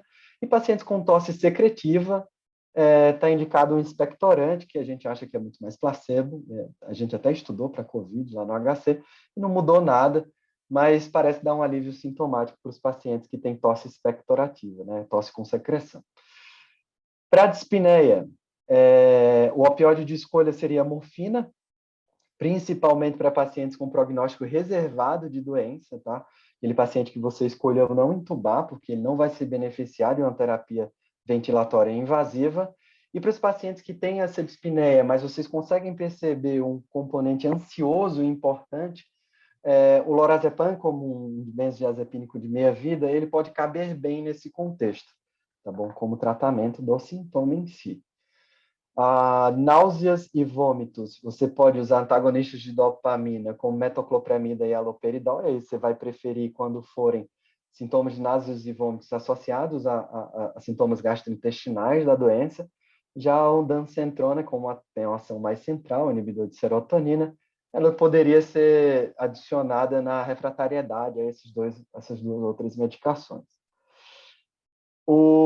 Para pacientes com aumento das secreções respiratórias, principalmente aqueles pacientes que estão estubando ou que acabaram de ser estubados, ou aqueles pacientes que você quer diminuir secreção para alívio de sintomas e ele é paliativo, você pode usar os antagonistas da acetilcolina, como ipratrope, inalatório, escopolamina endovenosa, atropina colírica, a gente nem usa mais tanto, né? E a propantelina também, aplicada no mento, né, do paciente. Isso diminui muito salivação e secreções das vias aéreas inferiores. Isso dá um conforto melhor para os pacientes, principalmente se eles estiverem em cuidados de fim de vida. O segundo caso clínico é de um homem de 42 anos, obeso, que vem ao PS com 4 dias de febre, indisposição, inapetência e alteração do paladar. Ele relata dispneia aos mínimos esforços há um dia, né? Até então ele não tinha sentido dispneia. E agora ele se apresenta com saturação de 86%, uma frequência cardíaca de 102, uma temperatura de 36,5, não está com febre, frequência respiratória um pouco elevada, PA de 140/80, e não tinha sinais de esforço respiratório, e não faz uso de nenhuma medicação de uso contínuo. Inicialmente, para esse paciente, como ele não tem sinal de desconforto respiratório, a indicação seria catéter nasal de oxigênio, tá? Eu vou mostrar para vocês como é que a gente faz essa progressão das terapias ventilatórias. E aí você vai decidir pela internação do paciente de acordo com a forma com que ele se apresenta, né? Porque, teoricamente, esse paciente, como ele chegou com a saturação menor do que 90%, ele deveria ir logo para um leito monitorizado, que é o que a gente faz, geralmente, para os pacientes que saturam menos que 90%, né? Para os pacientes que estão com aquela saturação entre 90 e 92, você poderia pedir vaga de enfermaria, inicialmente, para esse paciente. Para esses pacientes que precisam de mais de 6 litros de oxigênio, teoricamente, ele deveria ser internado numa UTI, se tiver UTI disponível. Você pode usar... Lembrando que hoje a gente usa máscara não inalante acima de 10 como critério de enfermaria UTI, pelo menos dentro do USH. Não sei como vocês estão fazendo no Next. No Next São Bernardo também, e no Next Butantan, 6 litros. Se o paciente tiver alterações importantes de outros sinais vitais e não conseguir bater critérios de saturação, você pode levar em consideração o que tiver pior, tá? Muitas vezes pacientes vão chegar a taquipneicos por ansiedade ou por estarem com febre. Sempre tentem estabilizar o paciente antes de tomar essa decisão, porque às vezes os pacientes não ficam mais taquipneicos e aí ficam com a saturação maior do que 92% e não precisam de internação hospitalar. Mas esses seriam os 3 principais critérios que vocês podem usar: oxigenação, por oximetria ou por gasometria arterial, tanto faz, frequência respiratória e pressão arterial sistêmica. O Thiago perguntou aqui se faz sentido manter a anticoagulação pós-internação. Foi tentado isso. Alguns estudos mostram que vale a pena, mas a maioria dos estudos mostram que não vale a pena manter depois que o paciente tem alta hospitalar. É porque o tempo que a gente usa, né, de anticoagulação para os pacientes realmente críticos, que ficam críticos, eles não têm alta antes de usar 10 dias de anticoagulação, né? Teoricamente, você anticoagula um paciente que teve uma indicação inicial, em alguns guidelines 5 a 7 dias, em alguns outros guidelines 7 a 10 dias, o paciente que fica grave, ele usou mais do que 10 dias de anticoagulação. E o insulto principal se deu há muito tempo atrás. E sabendo que os pacientes que não ficam graves, os pacientes que ficam em enfermaria, eles não têm um grau de tromboembolismo muito maior do que outros pacientes internados por outros motivos, ou os pacientes que tiveram outras doenças que não precisaram ficar internados. Então, eu acredito que não faça tanto sentido assim manter a anticoagulação por mais tempo do que aquele que o paciente ficou internado. São internações longas, né? A gente não interna o paciente por 2 dias com Covid. Vamos lá. Eu não vou colocar quais exames vocês devem solicitar no pronto-socorro, para não... Cada hospital tem sua rotina laboratorial de admissão específica. Eu vou só falar quais são os exames que podem vir alterados no contexto da Covid-19 e levantar quando aquele for um achado de gravidade ou não. Tá? Na gasometria arterial, geralmente os pacientes estão hiperventilando, então estão com uma frequência respiratória alta, então a quantidade de CO2 exalada está sendo alta, e isso se associa a uma hipoxemia, e isso é um achado de gravidade, logicamente, da doença. No hemograma, o paciente pode apresentar uma linfopenia, e quando você pega a relação entre os linfócitos e os leucócitos totais, e essa relação está muito reduzida, acima de menor que 20%, se eu não me engano, eu não me lembro muito bem qual que é o valor, esse paciente tem uma gravidade maior do que os pacientes que não são linfopênicos. Lesão hepatocelular, a grande maioria dos pacientes fazem uma hepatite leve, assim como os outros vírus, né? Dengue, chikungunya, eles conseguem elevar a contagem de ASTLT como marcador de lesão hepatocelular, mas não conseguem, teoricamente, geralmente, se o paciente não tiver tempestade inflamatória, fazer disfunção hepática. Anemia de inflamação, né? Geralmente via hepcidina lá, diminui a captação de ferro para a medula. O dedímero elevado, e aí o dedímero elevado ele funciona muito mais como marcador de gravidade do que como um marcador de embolia pulmonar, né? Lembrando que a embolia pulmonar você deve pedir angiotomografia de tórax quando ele é o diagnóstico mais provável. Quando você tem outro diagnóstico mais provável de piora respiratória, você não precisa pedir angiotomografia de tórax. E a gente perdeu o valor do dedímero nessa estratificação aí, porque os pacientes fazem um grau de inflamação e de ativação de endotélio e coagulação que termina aumentando o dedímero. CPK elevada, os pacientes que desenvolvem mialgia têm CPK elevada, pode ter algum grau de lesão muscular, mas não chegam a fazer rabdomiólise, é muito difícil. O DHL elevado, aí o DHL ele funciona, né, a desidrogenase lática, ele funciona como marcador de lesão pulmonar, e quanto mais alto ele tiver, mais lesão pulmonar você tem, ou pode desenvolver. A procalcitonina, normalmente ela vem baixa por ser uma infecção viral, ou normal, mas ela pode se elevar tanto na infecção bacteriana que se sobrepõe na infecção bacteriana secundária ou na tempestade de citocina, lembrando que a interleucina, o aumento das interleucinas vem antes do aumento da procalcitonina. Então, quando a procalcitonina se eleva, pode ser um marcador, sim, de gravidade, mas não de infecção bacteriana. Até por isso, tardio, no caso. O marcador tardio, exato. Até por isso, e corroborando com as evidências anteriores que a gente tinha do estudo do New England, do PROACT, que tentou usar a procalcitonina para diferenciar vírus de bactéria e não conseguiu, a gente não usa a procalcitonina para definir se aquilo é uma infecção bacteriana ou viral, tá? A evidência que tem é para suspensão de antibióticos. Se tiver uma procalcitonina menor do que 0,25, aquele antibiótico que porventura entrou, pode sair, e isso não aumenta a mortalidade dos pacientes.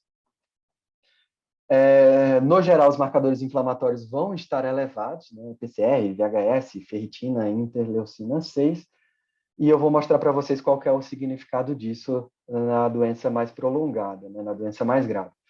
O TTPA e NR podem estar elevados, mas isso no contexto das disfunções orgânicas da COVID, na coagulação intravascular disseminada que pode existir no contexto de tempestade inflamatória, não muito pelo COVID em si. E lembrando, só volta um pouquinho, Patrick. Opa. Lembrando que a questão da anemia se deve basicamente à ferritina elevada, que a função da ferritina basicamente é tirar ferro de bactéria, né? Isso evolutivamente falando. Então, a afinidade da ferritina em relação a, entre aspas, ferritina da bactéria, que define o quanto a bactéria consegue usar de ferro. Por isso que a gente acaba produzindo ferritina e por isso que ferritina é uma proteína de fase aguda. Só um segundo. Vamos lá. É isso. Perfeito. Bom, como é que a gente começa? Quais são os dispositivos que a gente tem à disposição para dar oxigênio para os pacientes, né? O catéter nasal de baixo fluxo, né? É esse aqui que todo mundo conhece. Ele consegue dar de 1 a 6 litros de oxigênio, podendo até chegar a 40% de fração inspirada de oxigênio, mas isso é muito relativo, isso não é uma verdade absoluta, tá? Se o paciente passa de 6 litros de oxigênio, entre 6 a 10 litros de oxigênio, para manter uma saturação entre 90% a 92%, que é o que a gente quer, mais ou menos, naqueles pacientes, o indicado seria máscara facial simples, tá? Não uma máscara não reinalante. Eu vou dizer a vocês o motivo depois. Se o paciente precisa de mais de 10 litros de oxigênio, o recomendado seria usar a máscara não reinalante, que ela consegue dar uma porcentagem de oxigênio maior, uma fração inspirada de oxigênio maior. Seria mais ou menos assim. O cateter ele dá até 40% de FI, a máscara simples pode dar entre 40% e 60% de fração inspirada de oxigênio, e a máscara não reinalante daria de 60 até 100. Mas 100% de oxigênio é muito difícil, porque depende do fluxo inspiratório do paciente, depende do acoplamento da máscara, depende da qualidade da máscara que você está usando, da qualidade da válvula. Então, são muitas variáveis. Então, o que eles geralmente falam é que 80% você consegue garantir com a máscara não reinalante.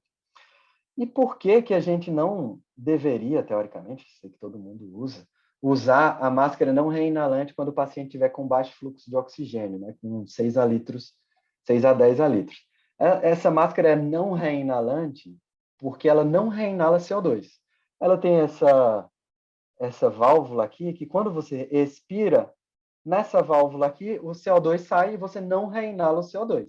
Reinalar o CO2 é uma catástrofe, né? Todo o seu aparato ventilatório, ele existe para você tirar CO2, muito mais do que para oxigenar.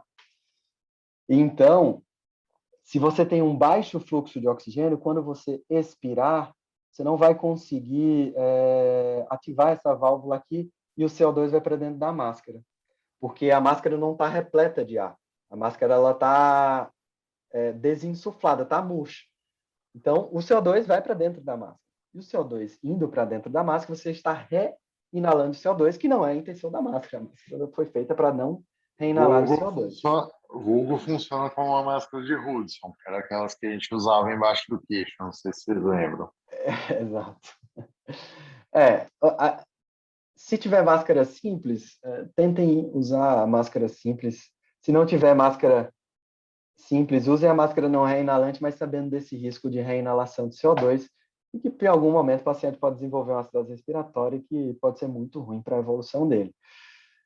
Estimule a pronação espontânea. Apesar de a gente não ter evidência suficiente de que isso atrase a intubação, a gente termina usando como medida de hipoxemia refratária, né? Então, se o paciente, até refratária às terapias não invasivas também, se o paciente não tem um desconforto respiratório muito importante, ele está bem, está sem dispneia, está saturando 86%, com o maior fluxo que você pode dar de oxigênio. Se você prona ele, e ele não tem nenhuma contraindicação para isso, consegue ficar pronado, isso aumentaria a oxigenação dele. O que isso significa clinicamente, a gente não sabe. A gente sabe que a gente não consegue evitar intubação com isso. Mas não temos estudos de muito boa qualidade. São só estudos prospectivos, que tem até um do HC que não mostrou que você consegue postergar a intubação pronando o paciente. Mas como uma medida de redução de shunt, né? Shunt é o conceito pulmonar de o sangue vai para o pulmão, não passa por áreas ventiladas e volta para o ventrículo esquerdo, então ele volta desoxigenado. Então, você está com 100% de FI de O2 e não está conseguindo oxigenar, você tem um shunt pulmonar. Se você bota o paciente de barriga para baixo, é como se você recrutasse aquelas áreas posteriores do pulmão que estavam colapsadas, tanto pela pressão gravitacional, pela quantidade de líquido que tem ali, que ficou gravitacionalmente dentro do alvéolo, diminuindo a tensão superficial do alvéolo, fazendo com que eles colabassem, você abre aqueles alvéolos que estavam colabados. E aí você diminui o shunt pulmonar, porque você melhora a relação entre a ventilação e a perfusão pulmonar. Então, isso pode ser usado, é justo, fisiopatologicamente justo, ser feito nos pacientes, tanto com hipoxemia refratária intubados, como não intubados. Já os suportes ventilatórios de alto fluxo, a gente tem o catéter nasal de alto fluxo, que é essa maquininha aqui, que dá um ar aquecido e umedecido, que teoricamente não vai machucar a sua via aérea, a sua mucosa, e ele consegue dar até 60 a 80 litros por minuto, dá um fluxo bom, consegue deixar uma pressão expiratória final ali entre 3, 4, até 5, dependendo do fluxo que você deixar no catéter, e dá uma fração inspirada de oxigênio próximo a 100%. Ele está indicado em pacientes hipoxêmicos refratários, né, que não conseguem atingir 90 a 92% de saturação na máscara não reinalante, porém não apresentam desconforto respiratório importante, pelo menos não apresentam sinais de fadiga ventilatória, porque ele não dá suporte ventilatório. Ele, teoricamente, deveria ser indicado somente nos pacientes que têm insuficiência respiratória do tipo 1, né? Pacientes de gradiente alvéolo arterial alto, sem aumento de PCO2, porque o paciente não tem distúrbio ventilatório, a caixa torácica está funcionando bem ainda, tem nenhum sinal de desconforto, o catéter nasal de alto fluxo deveria entrar nesse momento. Já a ventilação não invasiva, o BiPAP, ele pode ser entrado mais tardio na doença, ou seja, os pacientes que já começaram a desenvolver sinais de uso de musculatura acessória para você fazer o paciente descansar, e tem estudos interessantes mostrando que você consegue realmente evitar a intubação com a ventilação não invasiva, principalmente o BiPAP, são 2 níveis de pressão. Lembrando que o BiPAP não é uma terapia definitiva de doença, então se o paciente não consegue de jeito nenhum ficar fora e apresenta um desconforto respiratório, ventilatório importante fora do BiPAP, esse paciente tem indicação de intubação orotraqueal. Tá? As outras indicações clássicas que a gente tem para ventilação não invasiva seriam o DPOC exacerbado, a apneia obstrutiva do sono e o edema agudo de pulmão, ou na insuficiência cardíaca descompensada, mesmo sem edema agudo de pulmão. Timing de intubação orotraqueal. Tem 2 artigos muito interessantes. Eles não esse aqui é um editorial que o Tobin mandou para o JAMA, e esse editorial aqui é um artigo de opinião dele. Tobin é a maior autoridade no mundo em ventilação mecânica, onde ele fala os motivos fisiopatológicos de que a intubação precoce não faria sentido. Tá? Um ano depois, exatamente, esse artigo foi publicado, e eles é um estudo observacional que compararam pacientes que tinham, na verdade é uma revisão sistemática de estudos observacionais, compararam pacientes que foram intubados precocemente com pacientes que foram intubados com sinais de insuficiência ventilatória, né, com sinal de desconforto respiratório importante. E os pacientes não morreram mais ou morreram menos, dependendo do time de intubação. Então, se o paciente foi intubado antes ou foi intubado depois, eles tiveram o mesmo desfecho. O que eu quero dizer com isso? Que existem terapias não invasivas que estão ao nosso dispor, que a gente pode usar para evitar a intubação orotraqueal de pacientes que não estão com esforço ventilatório importante, né? O maior medo que a gente tem é demorar a intubação e o paciente fadigar. Mas até por esse estudo aqui, não parece que isso acontece. Alguém sabe explicar o conceito de hipoxêmico feliz do paciente que está extremamente hipoxêmico, com 200% de fração expirada de oxigênio, mas não consegue saturar 80%, mas você vai perguntar para ele, ele está super bem, não tá com dispneia, nada. Alguém sabe explicar esse conceito aí? Por que isso acontece, na verdade, né? Por que o paciente está tão hipoxêmico e não está sentindo dispneia? Não está com desconforto ventilatório?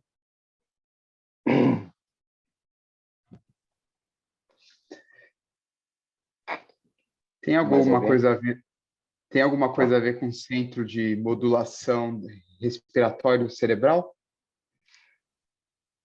Como consequência, sim, mas como causa, não. A causa ela é pulmonar mesmo. Ela é pulmonar, mas como consequência você vai alterar as pressões parciais de CO2, do oxigênio, que vai mexer lá no seu centro ventilatório, mandando você respirar mais forte, respirar mais rápido, mas isso é uma consequência da causa, e não uma causa não explica o hipoxêmico feliz. Então, qual que é a ideia do hipoxêmico feliz, né? A nossa ventilação, a gente ventila, pasmem, né? Por incrível que pareça, a gente respira para tirar CO2 do corpo. E a gente colocar oxigênio para dentro é mais uma consequência do que de estar respirando do que outra coisa, né? A gente ventila o pulmão, a gente coloca ar para dentro e para fora para tentar tirar o CO2, que é produto do metabolismo de todas as nossas células. A partir do momento que a gente tem dificuldade de tirar esse CO2 do corpo, o nosso cérebro ele entende que alguma coisa está dando errado. E quando o nosso cérebro entende que alguma coisa está dando errado, ele começa a ativar a musculatura acessória. E ele começa a dizer para o paciente que está faltando ar. Não é porque está faltando oxigênio, é porque você não está conseguindo tirar o CO2. E como é que isso acontece dentro do pulmão, né? A gente sabe que a nossa ventilação ela depende de alguns variáveis da nossa mecânica pulmonar. Uma variável importante da nossa mecânica pulmonar que a gente tem é a complacência pulmonar. É a capacidade daquele pulmão receber ar, receber volume sem alterar muito a pressão. Tá? E quando a nossa complacência pulmonar está normal, eu não envio nenhum sinal, ou seja, eu estou conseguindo receber ar e tirar ar suficiente, eu não envio nenhum sinal para o meu cérebro dizendo que está alguma coisa errada. Quando o pulmão começa a consolidar, ou seja, na história natural do COVID, eu fecho os alvéolos, né? Começa a ter áreas que não participam mais da oxigenação e, mais importantemente, áreas que não participam mais da retirada de CO2 do corpo, e por consequência da redução da complacência pulmonar, eu começo a ter dispneia. Então, eu começo a fazer força para que eu consiga colocar o mesmo volume de ar que eu colocava antes, colocar e tirar, né? E começo a respirar mais vezes e mais rápido, fazendo força, ou seja, aumentando o meu trabalho respiratório, para que eu consiga tirar esse CO2 que está sendo produzido constantemente pelo meu organismo. O outro conceito é resistência das vias aéreas. Quando a gente tem asma, por exemplo, ou DPOC, com um componente de bronquite, a gente tem uma obstrução da via aérea, a gente não consegue tirar o CO2 de dentro dos nossos alvéolos, porque está obstruído mecanicamente. E aí, se eu não consigo tirar o ar de dentro do meu pulmão, eu não consigo tirar o CO2 de dentro. Isso é calculado como um aumento da resistência pulmonar, e a consequência disso é a retenção de CO2. Quando eu tenho essa retenção de CO2, eu tenho dispneia. Então, vocês conseguem ver pacientes, dispneia e aumento do esforço ventilatório. Vocês conseguem ver pacientes asmáticos com crises de asma grave ou pacientes com DPOC com descompensações graves com oxigenação normal, né? Pacientes com asma, com PCO2 já elevado e com sinais de gravidade de doença com a oxigenação normal, sem hipoxemia, saturação de oxigênio normal. Outro contexto que a gente tem é espaço morto. E aí, quando você consolida, o pulmão, você pode ter espaço morto, ou se você tem um plug dentro do brônquio, você começa a ter áreas que ventilam e que não chegam ao oxigênio. Então, essa área não participa da troca de CO2. Se você tem um aumento do espaço morto, você tem, por consequência, diminuição da retirada de CO2. E a redução da retirada e essa diminuição faz com que você aumente o seu trabalho respiratório.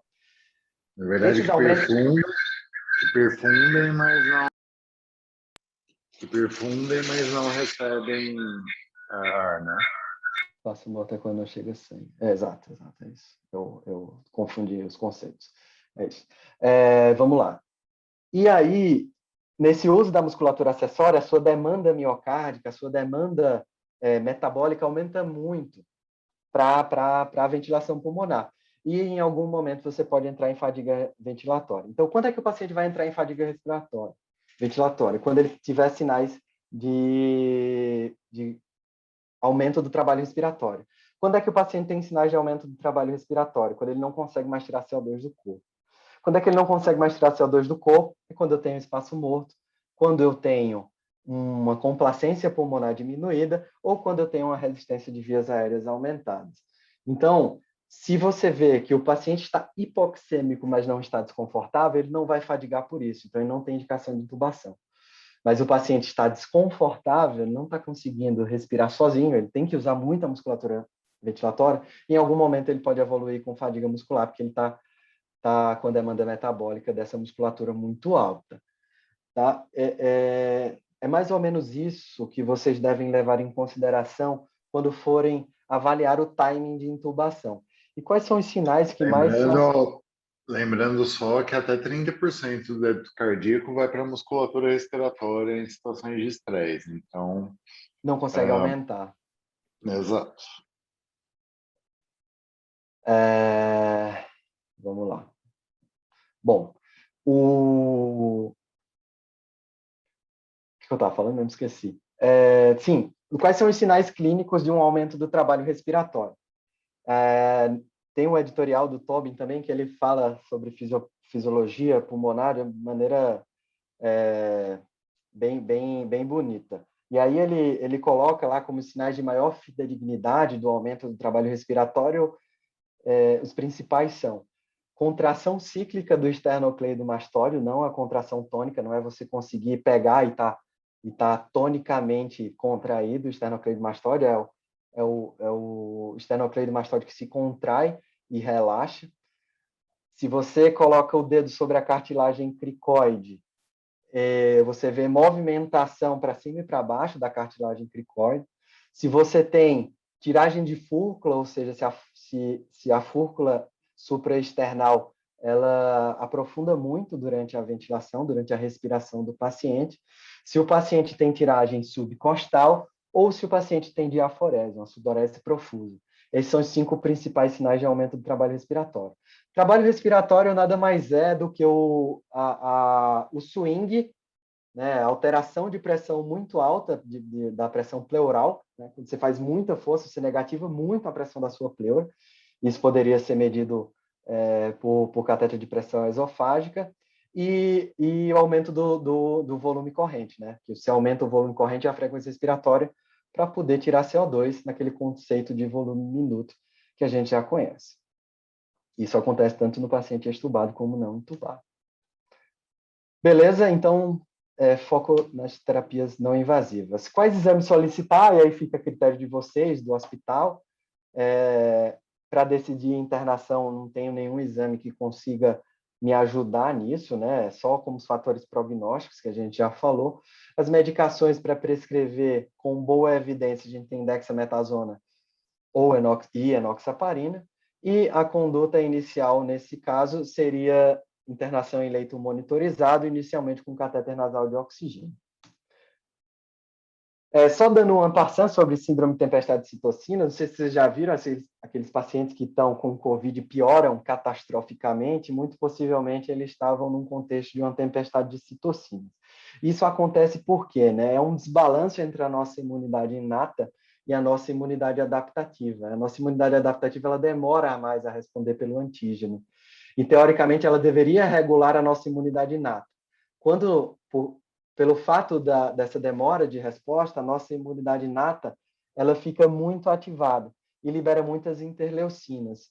E aí, quando a nossa imunidade adaptativa vai responder tentando inibir a imunidade inata para aquele antígeno inicial, ela termina gerando um feedback positivo de liberação de citocinas, ativação de cascata inflamatória, ativação de complemento, lesão endotelial, todas as outras coisas que clinicamente se apresentam dessa forma, como uma febre persistente que não melhora, febre de 41, 42, até 43 graus, uma hipotensão com choque distributivo, né, para aquele paciente que você não consegue achar uma sepse que possa ser responsável por isso, e lesão de síndrome da disfunção múltipla de órgãos, né? Piora da troca gasosa, piora da função renal, coagulação intravascular disseminada, que é quando TP, TTPA sobem muito, o fibrinogênio cai, dedímero aumenta, a plaqueta diminui.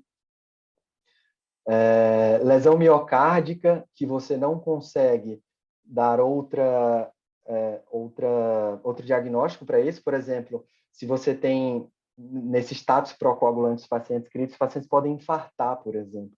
Ou os pacientes podem ter uma miocardite pelo SARS-CoV-2.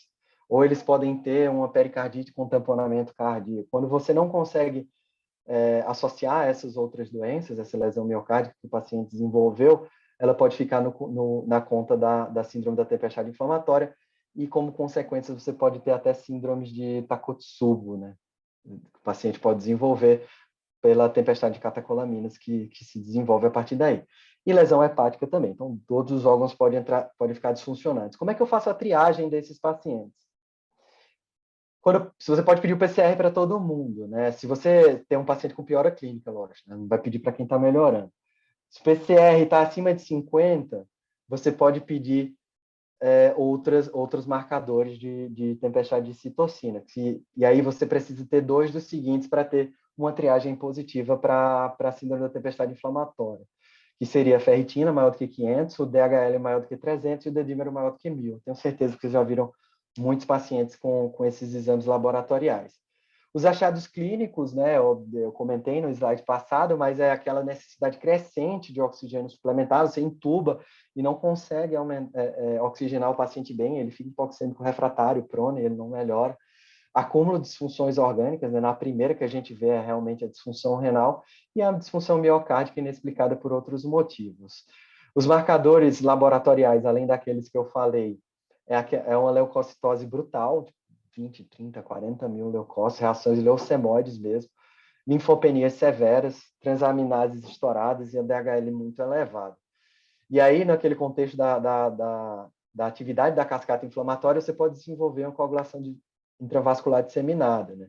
E isso vai vir como dedímero elevado, trombocitopenia, fibrinogênio baixo e marcadores de coagulação prolongados. E lembrando que o fibrinogênio pode aumentar nesse contexto da tempestade, porque ele, assim como ferritina e PCR, ele é um marcador de fase aguda. E lembrar, como eu falei naquele outro slide, que a procalcitonina ela pode se elevar tanto pelo contexto da infecção secundária, quanto pelo contexto da síndrome de tempestade de citocinas. Eu fiz um fluxograma aqui para guiar o nosso pensamento quando a gente estiver atendendo um paciente suspeito ou confirmado de COVID, né? Eu vou colocar só os pacientes, depois vocês veem, vocês vão ter a aula. Pacientes com sinais vitais alterados, frequência respiratória máxima de 24 com saturação baixa, eu vou ver se ele tem insuficiência respiratória grave ou instabilidade hemodinâmica. Se tiver, já mando para a sala de emergência ou UTI. Se o paciente não tiver nada disso, a conduta padrão no pronto-socorro é investigar e tratar causas alternativas, como pneumonia bacteriana, embolia pulmonar, asma descompensada, DPOC descompensada, IC descompensada. Tudo isso pode dar um quadro pulmonar, né? Um quadro respiratório. E se eu não sei que é COVID, então a tomografia vai me ajudar nesse momento. Se tem uma suspeita de pneumonia bacteriana, eu faço antibióticos. Se eu tenho uma suspeita de asma, DPOC, eu faço broncodilatador. Se eu tenho uma suspeita de C, eu faço diurético vasodilatador. Para os pacientes que estão com diarreia muito profusa, eu posso repor volume para os pacientes, mas na real é estabilizar os pacientes que chegam não tão bem ao pronto-socorro. Se houver melhora clínica, já que ele já chegou saturando mal, se não tiver melhora clínica, eu interno o paciente em enfermaria, já que ele não tinha sinais de insuficiência respiratória grave ou choque. Se o paciente não tiver melhora clínica, você pode usar um teste que não é validado, mas é o que eles usam lá no British and Women Hospital, lá de Harvard, que foi de onde eu tirei esse não fluxograma, mas essa recomendação de fazer esse teste de esforço. Nos pacientes que chegaram saturando menor do que 94 e ficaram bem depois, o que você pode fazer é um teste de esforço. Pedir para o paciente caminhar durante 1 minuto. Se esse paciente, durante essa caminhada, depois da caminhada, estiver saturando menor do que 90%, ele deveria ser internado em enfermaria. Se depois dessa caminhada, o paciente estiver saturando mais do que 93%, aí você pode dar alta com orientações de retorno. Se a saturação ficar entre 90 e 92 e ele tiver tardio na doença, mais do que 12 dias de sintoma, ele pode ter alta. E possivelmente essa saturação não vai cair mais. Se o paciente tiver 7 a 11 dias de doença, que é aquela fase da piora principal, internação em enfermaria. E se ele tiver muito precoce na doença, você dá alta para voltar depois. É mais ou menos isso aí. Se vocês não entenderam, fluxograma é uma coisa muito difícil de entender quando alguém está falando para você, né? Depois vocês veem com os detalhes. Qual a mensagem que eu mandaria, que eu pediria para vocês levarem para casa, né? Tratamento precoce é coisa do passado. Acho que a gente não tem mais tanto motivo para continuar insistindo nesse mesmo erro. A hidroxicloroquina está aí para provar que a gente aumentou a mortalidade dos pacientes que tomaram. Para pacientes ambulatoriais, as medicações sintomáticas e orientação de retorno caso piora dos sintomas. Para pacientes internados, heparina profilática de acordo com peso e clearance de creatinina. Dexametasona 6 mg, 20 mg pode ser uma opção, se o paciente estiver muito ruim, não tiver com infecção secundária. Antibióticos, via de regra, não devem ser prescritos, pelo menos no início da internação hospitalar do paciente. Tocilizumab pode ser uma opção em pacientes com critérios para síndrome de tempestade inflamatória. O principal grupo que se beneficiou foi os pacientes que tiveram PCR acima de 70. E foco no suporte ventilatório não invasivo. Muito obrigado. Tem alguma pergunta? Vocês querem falar alguma coisa?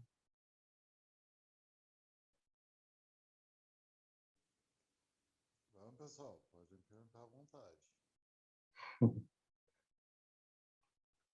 Acho que foi muito tempo de aula, né?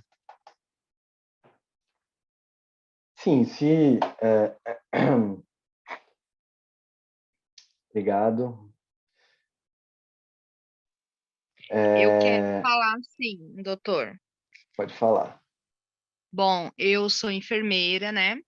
Bem. Assim como várias pessoas que estão aí também participando dessa reunião. E para mim, como eu acredito que para as outras pessoas também, né? Que não são da parte médica, e sim da enfermagem,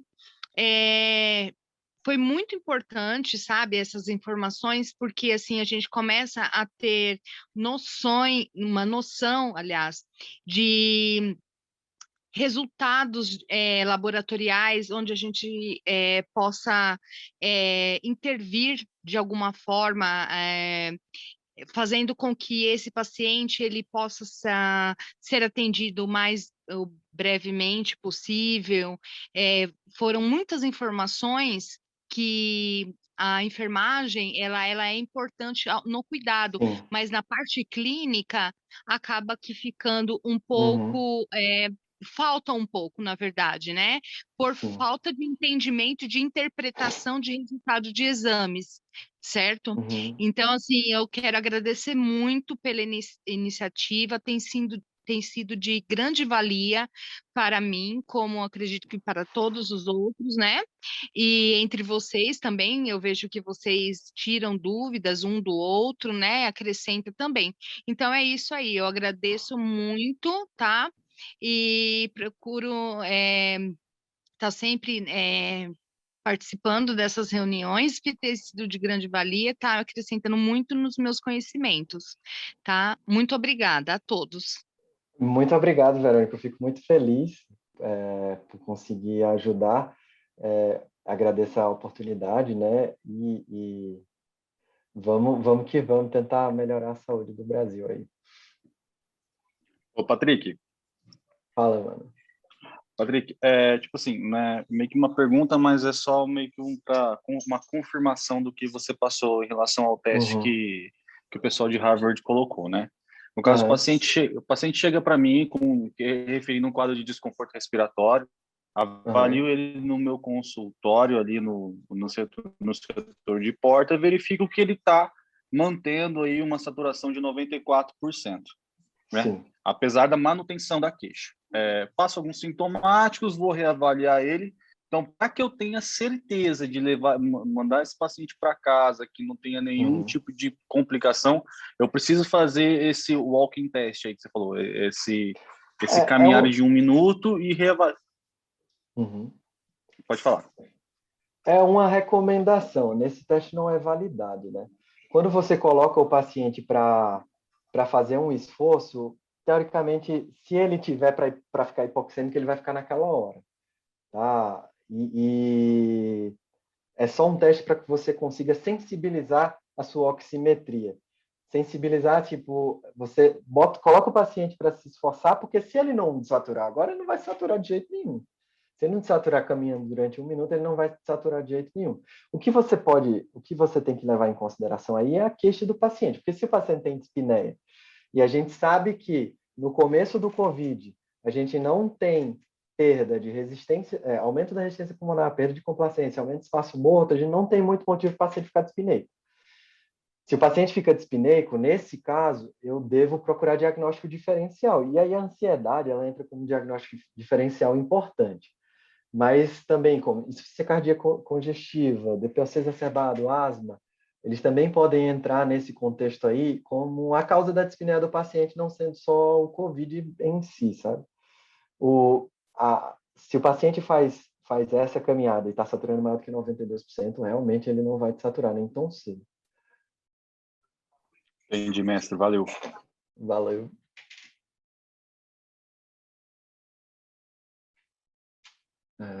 Alguma coisa a mais, gente? Bom, acho que a avaliação da aula está aí, é muito importante para a gente continuar fazendo aí o nosso trabalho. E eu agradeço muito a oportunidade e a paciência que vocês tiveram de ficar 2 horas ouvindo a gente falar aqui. Obrigado.